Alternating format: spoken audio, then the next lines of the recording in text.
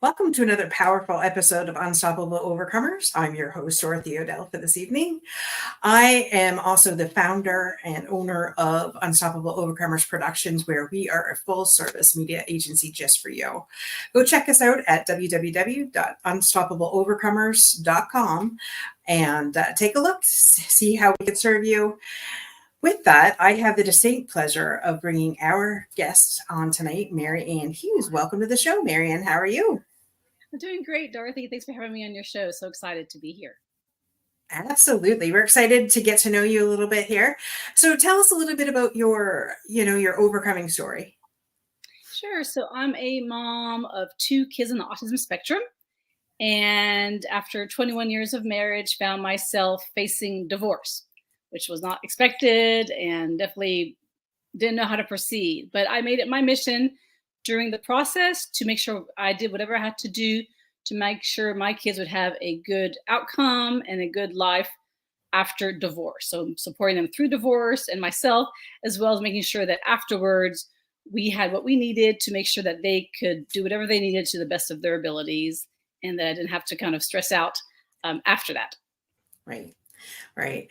And so that must have been hard, married for all those years. And then, all of a sudden, bam, you're finding yourself alone, especially the children with special needs. So I can't imagine what that's like. But hats off to you for figuring it out. And I know there is somebody out there watching right now that's in the same situation and thinking, this is hard. Like, how do I get through that? And so what would your advice be to those women out there that is facing the same challenges?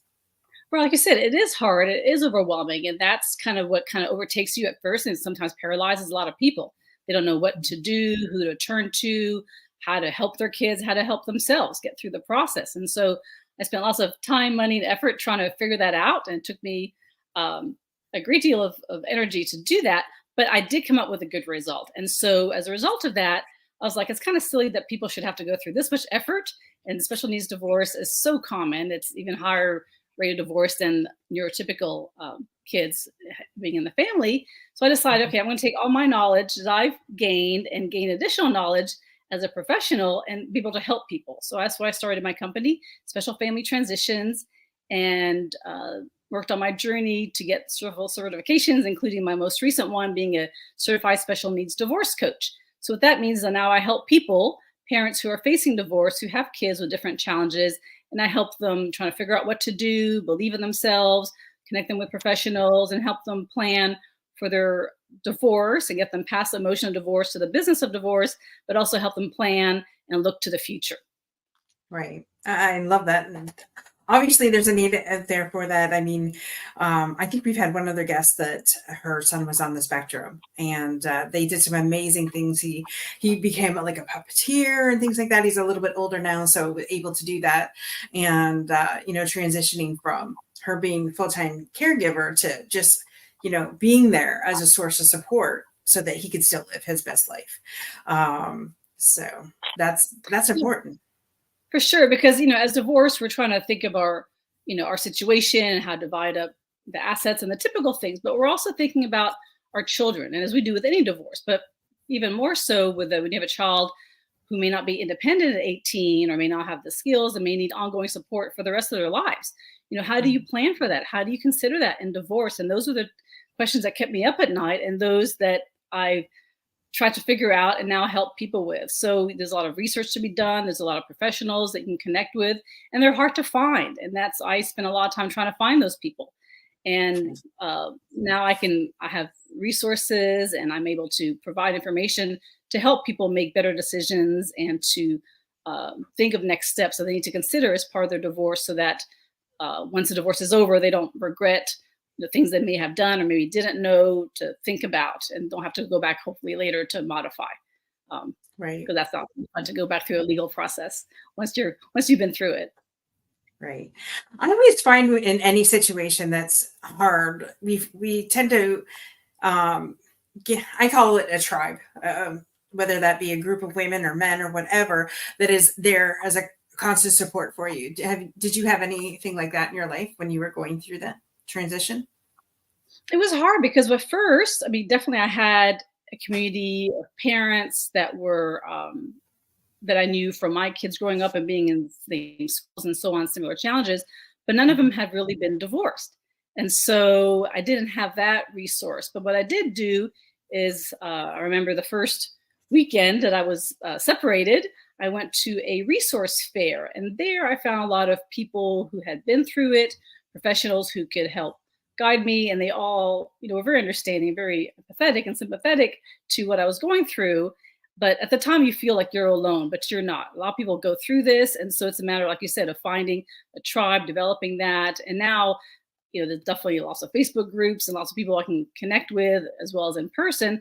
But back then, you're kind of starting fresh and have to figure that out, like you said. But it is important to have a community of people, whether it's people who have been there either through divorce. I got some good advice for people maybe who didn't have special needs kids, but went through divorce, as well as family and friends that maybe you hadn't opened up to before that can be helpful. So I have a closer relationship now with my sister, um, kind of sharing different sides of me that maybe I hadn't been comfortable sharing in the past. But I will share about the person I mentioned about having through divorce that did have special needs kids. The advice she gave to me, which I will share with everybody because it kind of really inspired me, is um, don't rush through this process and don't settle, meaning um, don't do what's not in your best interest. I mean, you don't have to like fight for every single thing, right? So it's a Mhm. negotiation and it's a give and take. But go in there knowing what you want and trying to get as close to that as you can. This is not a time to step away to just try to not deal with the conflicts and challenges that are before you. This is a time for you to believe in yourself, overcome some of the doubts you may have about yourself, and just there advocate for your kids. So that's what you're really there to do, is advocate for your kids and what they're going to need in the future. Absolutely. Absolutely. And finding along the way in life, it seems like we have to advocate for ourselves for a lot of different things, whether it's be through this situation or even medically, right? Watching somebody go through a cancer diagnosis, having to fight for, the next steps, getting the help that they need. And, if we don't advocate for ourselves, then no one else is going to. And that's but basically what I found over the last couple of years, in interviewing other people, that definitely being your own advocate is essential. So, those days of, putting your head underneath the covers and no, I don't want to deal with this are done, and having that support system, like you said, is imperative, and having somebody like yourself that can help them through the transition is important. For sure. So, Yeah. Because a lot of people think, oh, I have an attorney, I'll hire one, they'll do everything for me. That's not the case. I mean, they're there to represent you legally and try to get your best outcome, but you've got to tell mhm, them what's important to you. You've got to believe in yourself and give them information for them to be able to best represent you. And as a divorce coach, I'm not a legal professional, so I don't give legal advice or claim to do that. But what I mhm, do is help people consider what goals are important to them and how they can then maybe position things and share things with their legal team or financial team, whoever they're working with, so that they can um, help them come to a good place in the end. right. Love that. Love that. And so, what would you say has been your best resource to date to help you get through your challenges getting through this situation? Yeah, so for me, that's a good question. So I spent early on in my journey trying to kind of deal with the grief and the shock of divorce.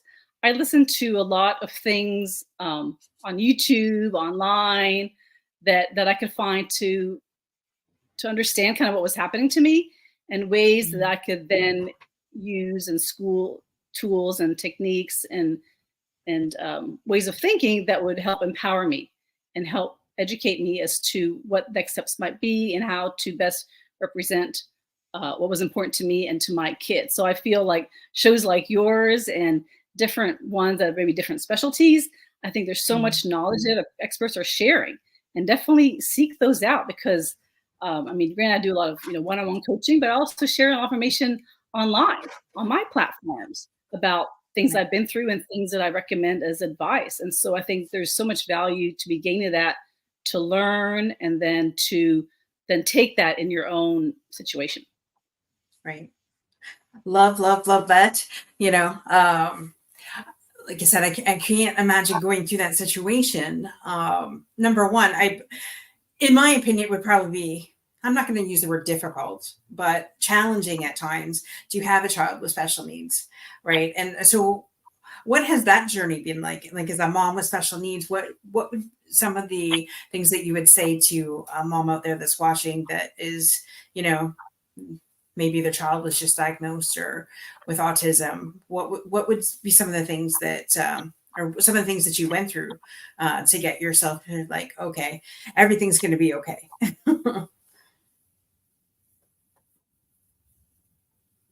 All right, that's a great question because it is a similar process. You're going through a grief cycle, whether it's learning about a diagnosis or going through divorce. It's a it's a loss, it's a change in what you expected out of your life. And so, yeah, the first thing is you're going to be in shock, there's denials, like, no, this is not really happening. Maybe my child will outgrow this, whatever it might be. And you finally get to, and you get anger and you get all those other emotions, depression, and finally you get to the point of acceptance. And that's hard. And some people really never get to that point, which then actually causes a lot of problems, which then tend to lead to the high divorce rate. So they're kind of related. But um, know that you're going to be okay and your child is going to be okay. If you get a diagnosis, it doesn't change your child, doesn't change, person in your life. Maybe your journey may look a little different than you anticipated. Your visions for the future may change. You're kind of going on a different path. There's a poem about going to Holland as opposed to a trip you plan to Italy. So the journey's different, but there's still a lot of nice sights and things to do on that new journey. And so the point is you want to be there to learn about the disability and ways that you can help your child so that you become, once again, their advocate and help them to get the best result and best outcome in life. So it may, I've gone through this. My kids now in their early 20s. And so, yeah, when they were 2 or 3, just diagnosed, I didn't know what the future will hold. And granted, every year we learn stuff, we make progress. And every Mhm. year we have to think about the next year. So, yeah, don't take it all at one time that you have to plan your whole life and their whole lives all at one time. Right. People change, they make progress in different ways and at different amounts and a different pace. So I have 2 kids and they're both very different, but they both have great skills that we've worked very hard to build and their personalities shine through. So, um, yeah, so what I learned as a special needs mom, as we call ourselves sometimes, is that Mhm. we have to advocate for our kids and believe in our kids and do what we need to do through the school system to get therapies, medical things, etc. But those skills that I learned as a mom advocate through that process is what I then took in my divorce. So, Mhm. I was my child's advocate. I was there to know what they needed. I was there to do the research of what they would need in the future. And all those things came into play in my divorce discussions, agreements, in my discussions with financial people, legal people, and with my soon to be ex. Because that person is still going to be involved in the child's life. You may be getting divorced for many different reasons, but Mhm. still going to have to co-parent, and they're still that person's your children's parents. And so we want to maintain, hopefully, as close a relationship as we can have for that child to have with both parents, and we want to, I guess, respect the other parent and what they can bring to the table. So it may be different. Every relationship and dynamic is different, but Mhm. uh, the way to do this in the best possible fashion is to focus on the kids, what they need, and how both parents can work together to help that child. Right. Absolutely.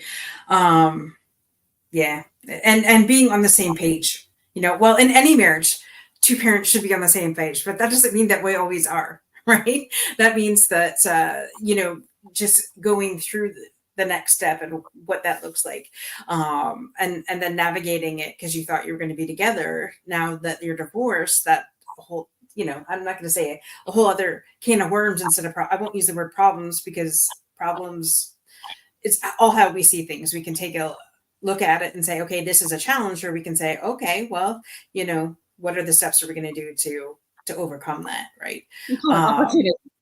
Opportunities. Thank you. That's the word I'm looking for. Opportunities. So, and again, it's all the perspective of that person and what they're feeling at the moment, and it can change because I know. As a woman, we might see things one way one day, and then the next it's just like, no, the reality of it is this is this, right? Um, and getting into our heads about it sometimes, I'm sure, is a challenge as well. Right, because we never have the right answer, and our, like you said, our mood and our knowledge and our experience may change day to day, and so yeah, we may have different ways of coming at something, may have different views of our child and what they can and can't do, or how they should do something, or how we should parent. So one thing I learned is that no one's going to parent the same exact way, right? We may have our ideas about how things work, and the other parent may have their ideas. But as long as the child is safe and healthy and in a good environment where the other parent can reach out to the other or has information to meet that child's needs, I think we'll be okay, and your kids will be okay. 100%. And I think with any divorce, whether it be with special needs or not, um, keep in mind what's best for the child. I've seen so many divorced people, my brother's divorce included, where it was all about somebody in the relationship just wants to get out of the relationship, and they'll do whatever and then treat the other spouse incorrectly. But what you're only doing is you're only hurting the child essentially, because the other spouse is going to take it out on the child, not consciously, I would hope, but subconsciously, because well, by getting to the other parent, that anyways, that's a whole other rabbit trail Yeah, that. sure. We don't want to put the child in the middle. So that's why we don't ever want to talk about stuff about the divorce in front of the Mhm. child or about the other parent. I mean, some people have to catch themselves. Maybe they're talking to friends or relatives or support system, and their child isn't with the earshot. And even special needs, and maybe they don't speak, they can still understand. Even if they don't Mhm. understand all the words and what you're saying, they understand the tone and they can Mhm. sense that. And so, um, yeah, I would say, try to have these conversations when their children are not around, and know that, a child wants to have a good relationship with both parents, even though it may be stressful at times and may be hard adjusting to a new dynamic, maybe, going to moms or going to dads, separately is a new thing for everybody that takes some Right. adjustment. But there's ways to get through that. For an example, I created what they call a social story. And I, for my family, which is something families with autism do and teachers will do and therapists, to get them used to something new and different. And so I Mhm. created one for my family when I was trying to explain to them what was happening when it was new. And so we kind of know what to expect. And so that kind of helped us. So that's on my YouTube channel if people want to refer to that, so they can do it for their own family as Sure. well. What is the name of your YouTube channel? Special family transitions. So all my I try to keep it simple. So my company name and all my social media are all special family transitions. Love that. I love that. When we keep it simple, it's easy for everybody to find us. I did the same thing. So I get that. Yeah. And so would you say that your children have adjusted well over the transition of the divorce? They have. I mean, sure. At first, it was really hard, Mhm. especially for them to understand. It kind of came out of the blue for all of us, so we didn't have time to process. So, advice I would give to people is, if you know divorce is coming or maybe coming, or you're having discussions as parents, kind of slowly introduce that to the kids. I mean, you don't want to one day be gone, because that's a big shock to everybody, and it's Mhm. hard to deal with that. So, um, maybe have those conversations at their level using either stories or involve like therapists if they go to therapists, or even the school, to let them know what's happening. So if they see changes in behavior, they can understand that it's not coming out of the blue, but it's something going on at home. And that way they can provide maybe more support for the child um, at school or whatever. But yeah, so definitely, take time, have structure. So for instance, when you're starting to do parenting plans or starting a new routine, it helps for the child to know what to expect when they'll be with mom, when they'll be with dad, because there's so much already upheaval in their world. They just want Mhm. some structure and predictability, which is important for Right. kids with autism. And so you want to kind of create a schedule as to, okay, these are days with mom or nights. We call them, sometimes as psychologists call it, number of sleeps. So you can have 5 sleeps with mom and then 2 sleeps with dad. So it's not as drastic. And have them maybe visit if dad's has a new place or whatever it might be, have them maybe Mhm. visit for a little bit before spending the whole weekend there, so they can kind of get adjusted as well. So you want to just do things in small, slow increments if you can. Ideally, Right. that would be helpful. Absolutely. And I'm just thinking, uh, right now, like what were some of the signs that you noticed? Well, wait a minute, that maybe there was your child had autism. What was for those parents that are there that they're like, well, I'm not really sure what's going on with my child, but something isn't 100% right. And I'm just trying to use the best words. No offense to anything or to anybody, but I'm just trying to find the correct words, politically correct words to use. What were some of the signs that you noticed? Sure, yeah. And so it's so common that people these days are um, experiencing a diagnosis of autism for their children and sometimes for themselves. You have a child with autism and there's some genetic components to that. Some people, after they get their child diagnosed, realize, hey, maybe I have some of those tendencies as well. So that happens. So if and it's okay. So autism is a spectrum, which means it's a wide range um, of abilities, and it's a wide range of symptoms and different way it can be defined and manifest. And so you have people like um, Albert Einstein, Elon Musk, and different people who are maybe high profile that may be on the spectrum, but they're called what they're called high functioning. And once again, you mentioned about politically correct. So there's different ways that people like language and so on. Some people like the word disabilities, some people like the word special needs, whatever it is. Mhm. So just know that I'm accepting of whichever way people want to call that. But Right. and then you have some people who um, don't speak at all and will never be independent. And so that's why it's a big range. But signs to look for when your child is young may be that they're having you may notice their language is delayed in terms of understanding, in terms of being able to form words or sentences. So you may um, have a child use words, but they may be repetitive and it's not really um, true communication in terms of trying to address, uh, being meaningful conversation. They can't have like two-way conversation. So for instance, my son would, have words or repeat things that he saw on TV shows. I'm like, oh, he can speak, right? 'Cause for a long time, like you said, we talked about the first phase is denial, and so Mhm. it takes a while for us to finally come to the point where we want to, ask a doctor, ask a professional, and what you find sometimes is your pediatrician might say, oh, they're just young. Let's wait till they're a little bit older, or maybe need to develop their skills or give them more social opportunity, whatever it might be.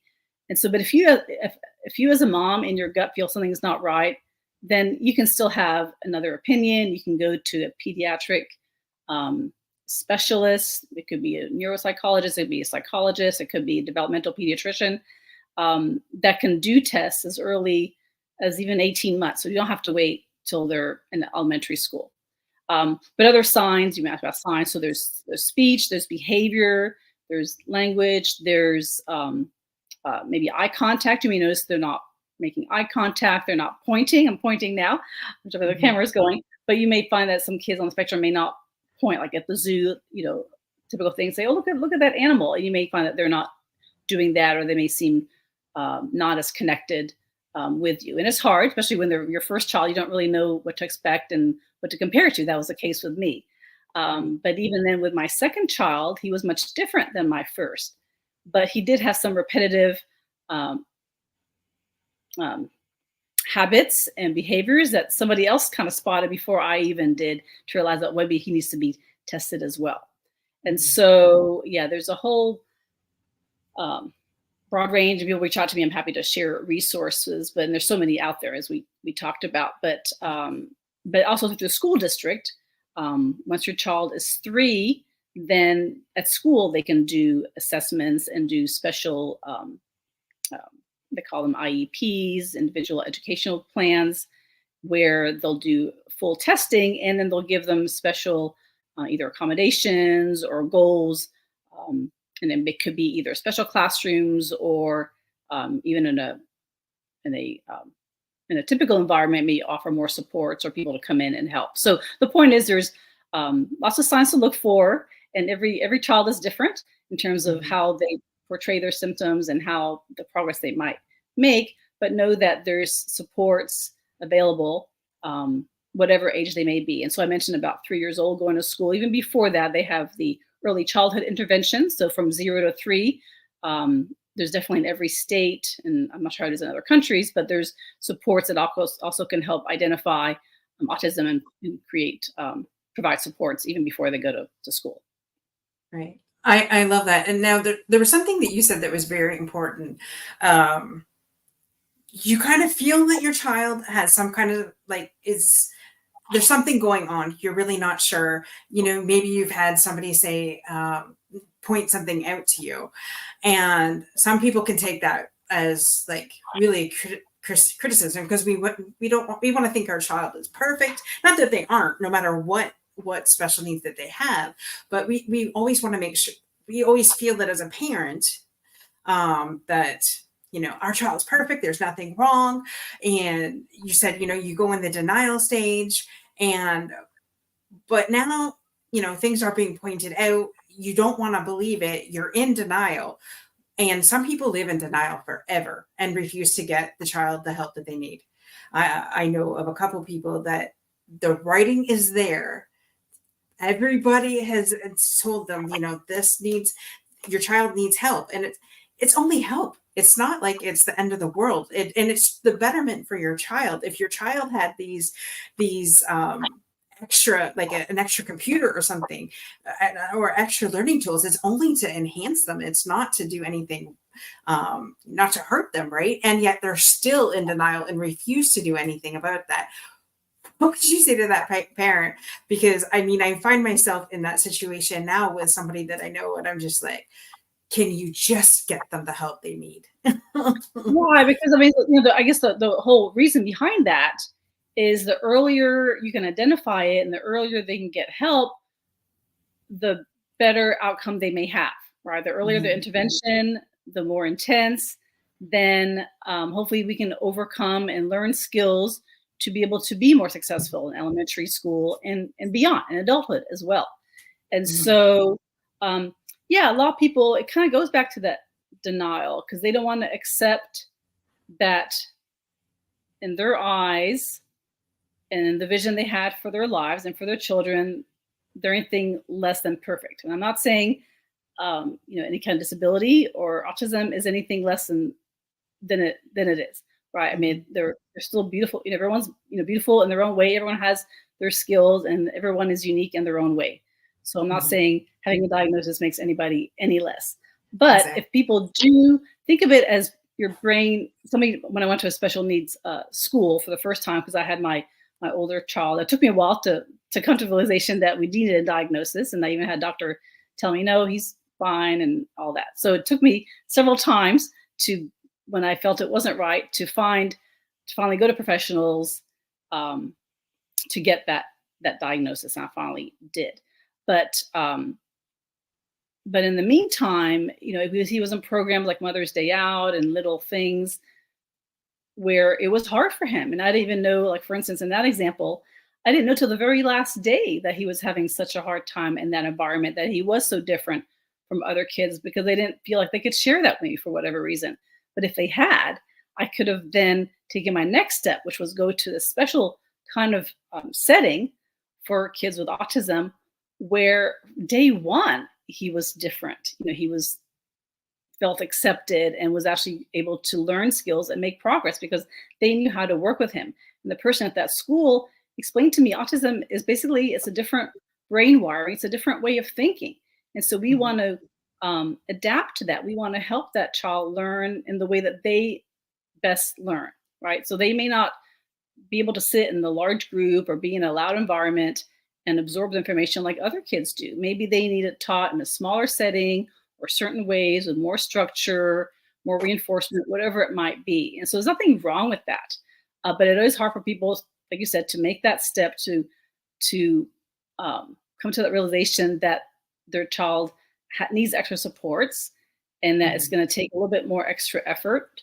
And sometimes it's hard for the mom and sometimes it's hard for the dad. And that, once again, to the other conversation kind of leads to some of the issues. Um, Mhm. and the stresses that are in a marriage, and not Right. because of I don't ever want to say divorce is because of kids, but having you've got all the reasons for regular divorce anyway, and then you have the Mhm. extra stresses of being a special needs parent and all that entails, then maybe adds compounds that if the relationship wasn't strong enough to begin with or doesn't continue to grow and develop. And so marriage, like a child, you have to continue to nourish it, to see what is it that that child needs Mhm. to grow, to learn, and whatever the skill may be, from whether it's basic skills or even planning for the future. How can we help that child as a child and adolescence and even in adulthood? I'm facing that now. My children are now adults. Well, every day we're still planning for what their future will look like. And so every year you kind of have to reevaluate, what comes next. And so, yeah, you're never going to solve everything or plan everything all at one time. Just kind Right. of, take it in short bursts and do what you Right. need to do to make sure that child has supports they need now to learn what they need now, and then see where they are in the future, and then plan with that. And there's people there to help you through the schools, through different professionals that can help you get there. But yeah, it is Right. hard, to get there. Right. I did not know that there was special schools just for children with autism. So that would be amazing because you're right. Then they feel accepted, right? I know somebody that I know their child, it gets bullied out on the playground every day because they're different. And Mhm. instead of putting them through that environment, why not give them an environment where they can thrive? Right. Because those other children are just like them. So of course they're going to understand it and they're going to really adapt well. And that could be the major difference between, you know, um, them having a good life or a great life, in my opinion. Right, and it might be that maybe, for a few years, maybe you have intensive programming or special schools or therapy, whatever it might be, and then the what I was looking for before is mainstream. So then they can be mainstream back in a regular type setting where they have more skills, they have more strategies that they can Mhm. then rely on, that they've learned and that their parents have learned and other professionals um, there that they can then to access as well to support them when they have those challenges.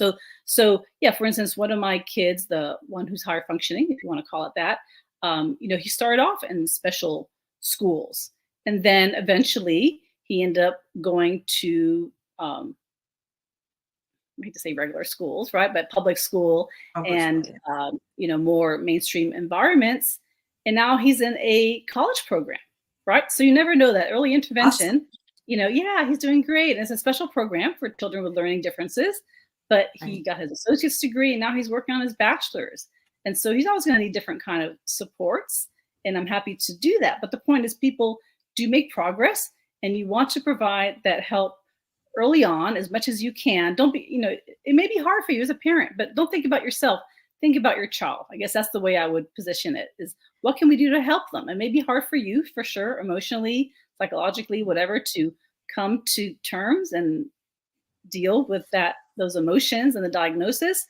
But Mhm. but who are you hurting in the process? The child is not getting the services and help they need at this time to maybe then overcome or learn to deal with the challenges that they have, so that later they can um, do even more and more and have those changes be less apparent. Because the worst case is if you don't do anything, and then finally they're at school and maybe they're in upper elementary school, when the teacher's like, we can't help them. Right now they're struggling, they're trying, socially it's hard, academically they're struggling, and then they have to find some other ways to help them. But if you can do it as early as you can, I guess is the best way. But I want to say, but it's never too late, right? Some people don't get that diagnosed till they're in their teens, sometimes as adults, and that's okay. I just learned that there's different things out there and different strategies that we can learn to help us whatever phase we're at. Right. There's something you said that was so critical. As an adult, maybe diagnosed as a when you're an adult, because growing up, so I've never been diagnosed with ADHD, but I know that I have the tendencies. I know that there's certain things that I do that it has to be regimented. It is OCD. It is like boom, boom, boom. This is how I want it. I've learned to adapt, and I've learned to just, that's not OCD or ADHD. That is just who I am, right? And so even as an adult, when you get the proper diagnosis or whatever, then you're like, everything makes sense, right? Afterwards, once you actually go, wait a minute, this could be a tendency for this or this or this, but accepting just who you are and learning the tools you need and not making yourself wrong for it, right? Because I used to make myself wrong because my mind jumps and things like that. And so it's not wrong. That's who I am. I have squirrel moments. And that can sometimes trigger other people. But learning to stay focused and learning, to get the attention span back to where it is, where before growing up, we never had that. I don't even remember ever being tested in school for any of that. It wasn't a thing back then. Now there's more testing, which is great. And who's to say that there is really a problem?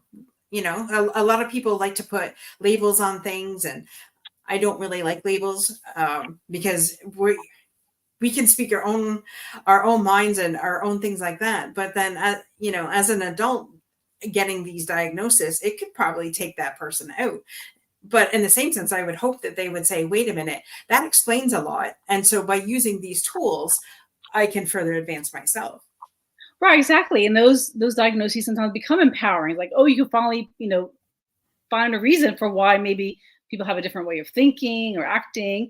And that's what makes us unique, though. I mean, look at the skills that you have and things that you're able to do that maybe other people, can't do because they don't think in the same way you do. So, once Mhm. again, having ADHD or other kind of different ways of learning and thinking is not necessarily a bad thing. It just means that we do things in a different way, and that we have more creative ways of doing things, and we approach things and view things in a different way. And that's what I think makes us all unique and be able to contribute. So a lot of people follow on social media and different influencers and trainers and different programs. They'll come out and say, "Well, I have ADHD." It's like, oh my goodness. Okay, so that's what made them successful, because they did think differently and they did have to overcome, and now they're helping other people, like you said, find strategies, different ways of doing things, maybe different approaches that can help you uh, help you with the challenges you may have in terms of time management or planning or structure, but it still makes you do special things that maybe somebody else who is more structured or doesn't have those different ways of thinking, they wouldn't be able to do. Right. 100%. It's funny because it takes me back to a story. I used to work at they had campers. We sold campers, trailers. And so we every morning, once a week, we had a special exercise that we had to do some training on the computer. And so I had just walked in. They said, okay, it's really not your thing, but I want you to try and figure out and come up with how we found out this price. So I went, and in no time at all, I went into the system, did something, like, I guess, pure luck, right? Boom, boom, boom. So afterwards, everybody came to the table. We had the discussion, how everybody derived at it. And when it came to me, he goes, so how did you figure yours out? So I told him, he goes, wait a minute, I've been on this system for 20 years and I had no idea that that even existed. So, it's funny. We can look at it as the problem, or we can look at it as hey, this is great. This is a solution. We can help other people in different areas, like you said, because we can all come together and make everything beautiful in our own Exactly. way. Yeah, like my son I was referring to earlier, he's a whiz at maps and remembering details. Actually, both my kids are like that. They remember something forever.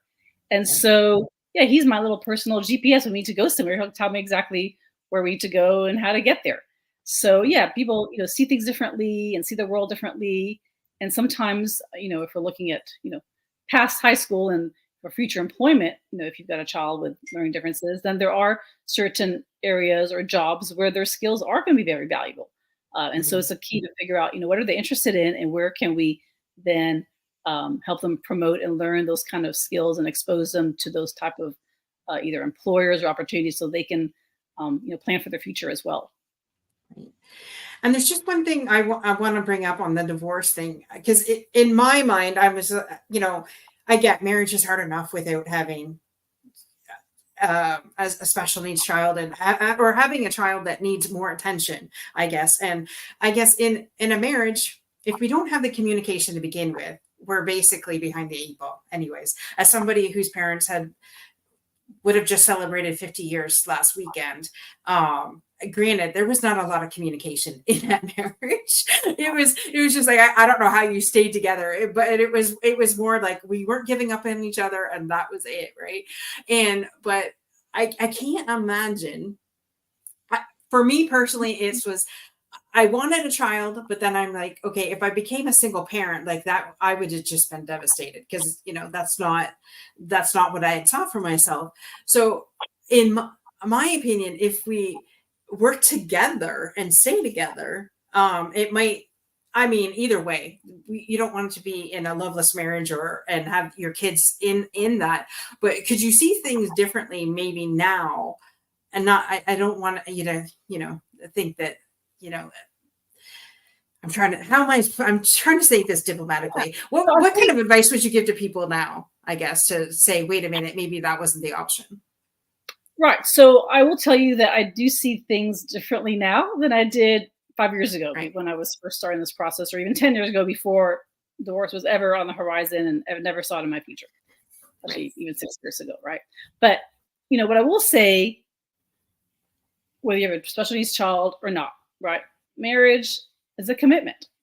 And so if you're committed to making it work, that's number one, right? But it Right. takes work. And people would say marriage takes work. So I'm like, that doesn't make sense to me. Marriage is love and it shouldn't be hard work, right? Because my parents also, were married till the day my dad died. And so, granted, I mean, every relationship is different and they weren't Yeah. open communicators by any means, but they made their marriage last because they were committed to that. Yeah. Um, Now, some people, of course, start out that way. We all start out that way when we get married. But Yeah. the reality is, at least half of marriages and then divorce, and it's a much higher rate for special needs families. But Yeah. but that's okay. It's not a reflection on you. Sometimes Mhm. people go different ways, and if you're not able to, if both people are not committed, um, then you can't make that marriage work, right? I mean, it Right. takes two. That's what Right. goes back to the initial point about commitment. You both have to be Yeah. committed to make it work and work on it. And if there's challenges, then you need to be able to communicate that to the other partner. And if Mhm. there is issues that you're dealing with, you want to be able to try to address it and try to fix it if you can, right? Or bring in or go to get professionals and get excuse me, some therapy or whatever support to address those issues. But sometimes people don't do that. And so one parent maybe or partner maybe out the door and they don't want to fix it. Right. As much as the other one parent may want to, right? Yeah. You can't make somebody do something or be something they're not, right? Right. So if 100%. if they're willing to make the change and go through therapy or work hard on the marriage and the challenges, there's always a chance, right? Your marriage is going to work, even if you're already thinking about divorce or talking about it. It doesn't mean you're going to get divorced. A lot of people overcome their challenges, right? Um, Right. and and get through the hard times. That makes their marriage stronger sometimes. And so I'm not here to advocate for divorce. I'm here to support people who then have either exhausted their other options or choose not to do that. And that's a choice. And people don't want to do that. And that's okay. And so what's important though for the kids is that, like you said, you want them to be in a positive, healthy environment, Yeah. and it's better. Studies show for them if it's a high conflict situation, if there's any kind of abuse or bad situation where the kids are seeing that, that's not healthy, and then you don't want them to grow up seeing that. In those cases, they're end up being happier and better adjusted if the parents get divorced and keep it positive. So the most of the conflict happens and the issues happen when it's a nasty divorce, when there's conflict that the child sees and is exposed to between the parents. But if you can provide a good environment for that child, with the parents being divorced and each having a loving home for that child, then it's okay and that child will be okay. So I guess that's the point, is that we don't ever want to see ourselves, we don't go into divorce, into marriage, thinking we're going to get divorced, but it happens. But what can Yeah. we do to minimize the effects on the child? And that's by approaching it in a positive um, way and having professionals like myself, as needed to help you get there. Right. So Yeah. I'm not there. I'm not a psychologist. I'm not a lawyer, but I'm here to help people, um, support them either before, during, or after divorce, to let them know that they're okay and help them think about ways that they can get through this process and what their goals are, so for themselves and for their kids, so that we can get through this process and at the end of the day have a result that they can be happy with and proud of, especially proud of the way they've handled themselves, and to be a role model for their kids as well. I can tell you that my son said to me, after my divorce and my process and started my business, he says, "Mom, you're a different person than you were years ago," right? Um, so he sees what I did and how I advocated for myself and for him, and now have advocate for other people. And so, um, you mentioned before about your past experiences. So every experiences leads us to where we are now and where we're going in the future. And so we want to take everything as a learning opportunity.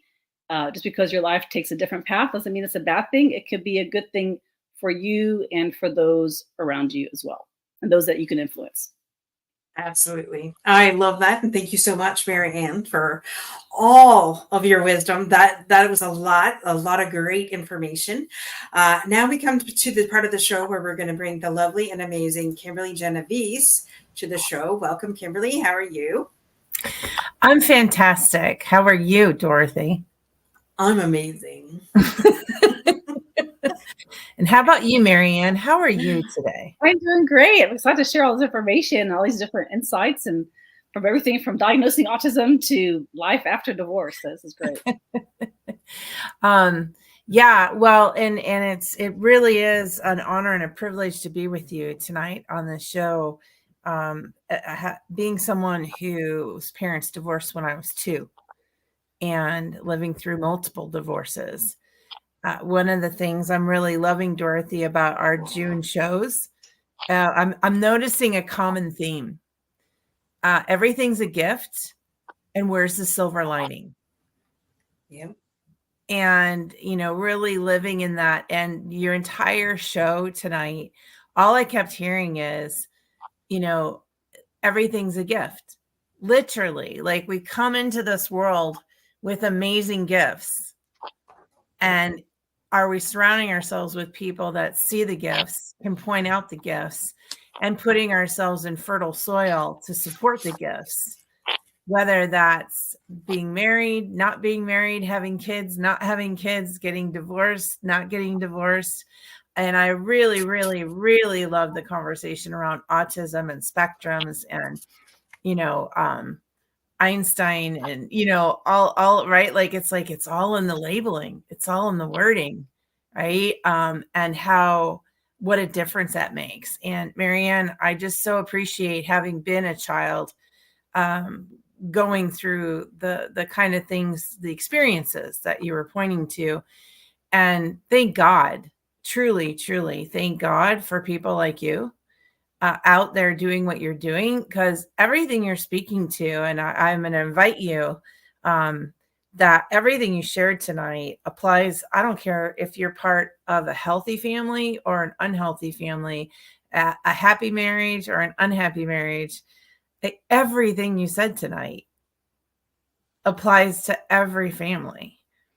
And, if people, for those of you watching the show tonight, if you were only listening from the space of like, wow, it's so great that families dealing with divorce and autistic, amazingly gifted children, it's so great they have Marianne. I invite you to rewatch the show and listen from a space of, all the ridiculous, richness that you poured out onto them tonight, Marianne, for any family. And definitely anyone who's single, that sees marriage and family in their future, because your wisdom, your experiences, and the gifts that you shared tonight were priceless. But thank you so much. It really touches my heart that you said all those things. And so, yeah, like like we were saying, we sometimes find our purpose later in life or through life experience. And so I'm honored to be able to give back and share my wisdom and experience that I've had to learn over the years and through my process. And so, yeah, my goal is to help others so they can have a better path and know that it'll be okay. You just occur like a fairy godmother, which is not a surprise because, Dorothy and I are fairy godmothers and we attract fairy godmothers, and that you can, sprinkle your awarenesses and the just everything that you have to offer on families and have them find the silver linings that are available to them in, in an experience of divorce. And the very, very, very, very, very wonderful experience of I'm still struggling with the languaging, right, around children that might take a little bit longer to understand what their gifts are. That they're I was gonna be straight. I have it, they're way more intelligent than the rest of us. That and we got to catch up with them. Right. One of my favorite movies on the planet is The Accountant. Have you seen that movie with Ben Affleck? Oh, it's brilliant. Oh, if you love Ben Affleck, everyone out there will love this movie. Men love this movie. It's a great movie. You're the second one within the last 3 weeks to tell me about it. And I have yet to watch it. Well, there's a new one coming out. There's a sequel coming out. So now everyone watching, everybody go watch The Accountant. So you're prepared for when the second one comes out. And he is on the spectrum.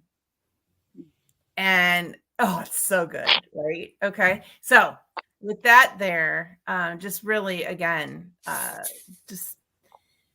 it literally heals my heart to know that, 2-year-olds back in 1967 that didn't have your kind of resources, that the world has evolved and your kind of resources are available. And so that's just the great news. And I couldn't be happier that you're out there. So with that, Marianne, what are your 3 fundamentals so that they can be left with, we could put a bow on this show, and call it a show. Sure. So one I'll add is that talk about divorce being an end, or being some people see it as an end, but I would challenge people to think of it not as an end, but as a new beginning. Right? It's a new beginning to many great things that are ahead of you. So if you go through it, come out of it with that attitude, I think you'll have a much happier future post-divorce. But I will say that, as we talked about, first and foremost, believe in yourself and that you have the skills and the confidence and ability to get through this process and get through challenges, whether it's divorce or raising a special needs child or whatever your challenge may be in life. Believe in yourself and know that you are good enough to deserve the good result that you and your family are entitled to and can get. 2, I would say, surround yourself with professionals or others who have been through this, who understand this, who can support you in whatever challenge that you're facing. And 3, believe in your kids and do whatever you need to do to make sure that they're going to get the best outcome in life So that requires you to advocate for them. So it kind of ties back to the first one, but whatever we're doing for our kids, and keep that at the forefront of your mind when making any kind of decision or how we're going to act or carry ourselves in divorce. It's for our kids and how they're going to look back on this day as to how we carried ourselves and what we did for them when times were tough. So great, so beautiful. And again, everything that comes out of your mouth, Marianne, applies to every human on the planet, which is so brilliantly done. So thank you for those amazing fundamentals. One thing I always like to put in whenever anybody mentions professionals, right? Like your number two, is just because they occur or have the credentials of a professional, Marianne, would you agree that if they rub you raw, like into it, like if they just don't feel like a match, would you agree? Like, don't think, like, especially if you're in a space where you're lacking confidence, make sure you like vet out more than one professional, and you don't put them on some kind of a pedestal that's above your intuition. Would you agree that it's good to scope out more than one professional till you land, kind of like Goldilocks, land on the right professional for you? Exactly. Yeah. Like we talked about, you have to trust your gut as a mom, as a woman, as anybody, right? If something doesn't feel right, it's not right. And there's always another approach. There's another person you can find that maybe you can have a better relationship with and have the same approach and ways of thinking and approaching things. Um, like you said about credentials, so somebody could have all the credentials in the world, but if they haven't either been through it or is someone that's not right for you, then it's not the right person. Sometimes the person who can help you most is maybe not somebody with a degree and extra certifications, but it's a person who's one or two steps ahead of you, who's been down your path, who's going down your path, and they can be your support. So I've done both. I've been there and I've got certifications. So I hope to be able to touch and help people. But there's different people out there as well. So yeah, definitely find your person, find your tribe, and you'll be okay. Yes. And wow, I'm telling you, people, we did not prepare that. That was not, and we just love how the Holy Spirit takes over. Seek out Marianne. Like, people, please, please, please seek out Marianne wherever you might be, even if it's like, like maybe you're contemplating divorce, right? You're not even like in that place. Reach out to her.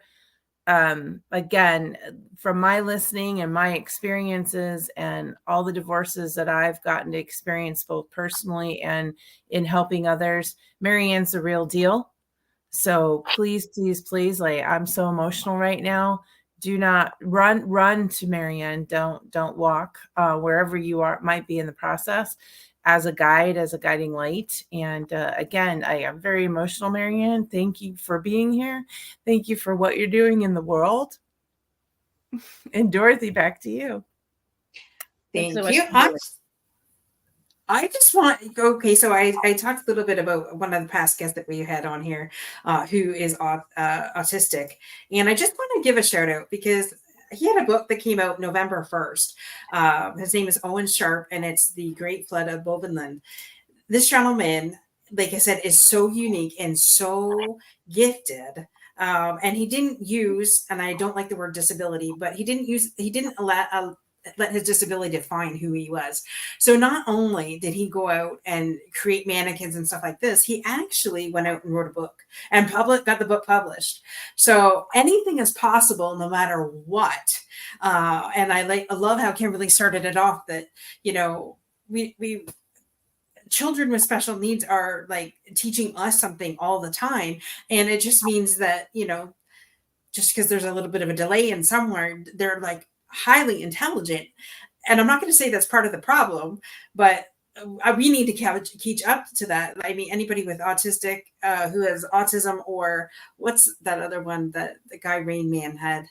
I forget that show. What was it? Autism. So anyways, like, they're highly intelligent.